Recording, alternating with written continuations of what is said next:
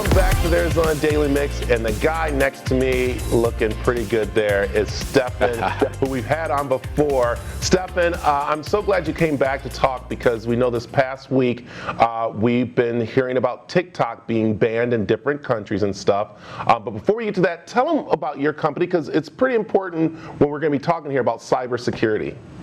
Sure. So CMIT Solutions of Biltmore, we're a technology company, mainly handle small, mid-sized businesses taking care of their technology needs, but education and helping others, that's the big one, especially in the times we're in right now. Yeah, and I'll tell you, cybersecurity is so important right now, and a lot of people think, okay, and you can correct me anytime I hear, anytime through this, but I'm understanding, like, say, for instance, I'm an employee at a company and I got TikTok and I'm doing business on there.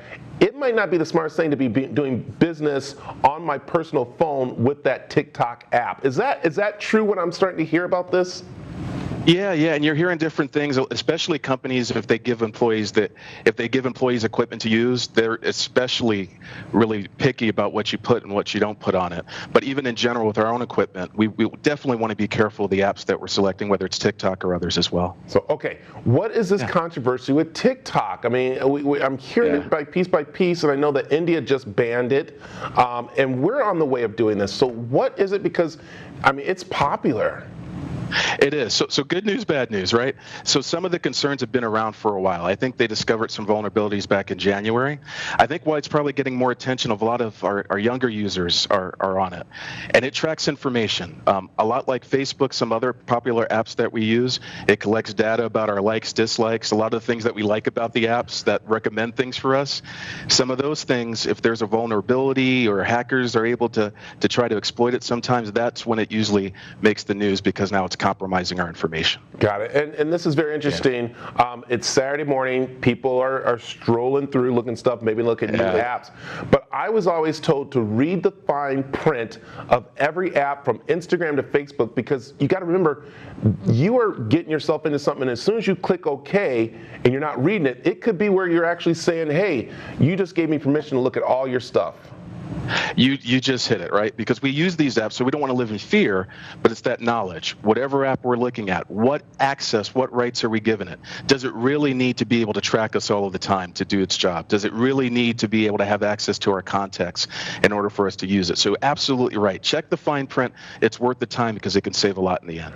Okay, so how do we, and I don't know if you have the answer, but maybe you can help out, but how do we maneuver around where those apps have it before you can actually get the app? You have to agree to this.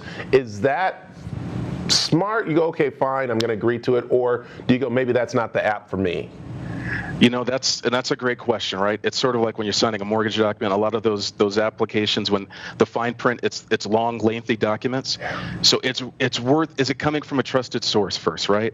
Depending on where you're going, if you're getting it from a Microsoft, from a Google, a little bit more trust there. If you've never heard of it before, take the time to do a little extra research. And then even after the app has been installed, there's things we can do to check those settings to make sure what really does it have access to and what doesn't. So, and that's where you guys come in. So if I have these employees, big or small, and I, as you said, giving them devices, and I get that little app that I think is going to be cute to maybe highlight my, my presentation or something, then I find out that it actually is someone taking our data. You come and find that kind of stuff, don't you?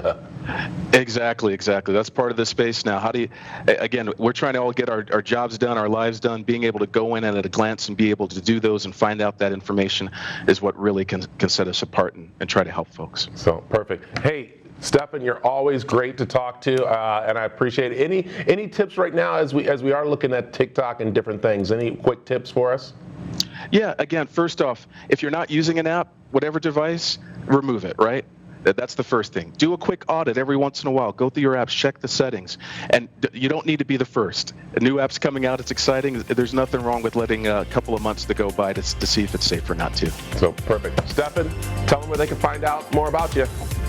All right, thank you, Brett. Again, CMITsolutions.com/Biltmore is our website, or feel free to give us a call, 480-359-4500, and we'll take care of you. So thanks, Stefan. Thanks, Brett.